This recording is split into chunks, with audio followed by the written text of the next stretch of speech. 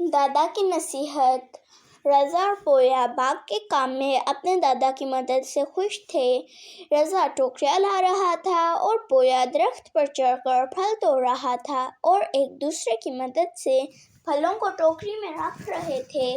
دادا نے نہایت ہی مہربانی سے کہا، میرے پیارو، بسم اللہ کہیں تاکہ ہم اپنے کام کا آغاز اللہ کے نام سے کریں۔ رضا اور پویا بڑے شوق سے پھل توڑنے میں مصروف تھے اور پہلی ٹوکری بھر گئی۔ دادا نے ٹوکری اٹھاتے وقت کہا، بسم اللہ الرحمن الرحیم، اللہ تیرے نام سے اور تیری یاد سے ٹوکری کو گاڑی میں رکھا۔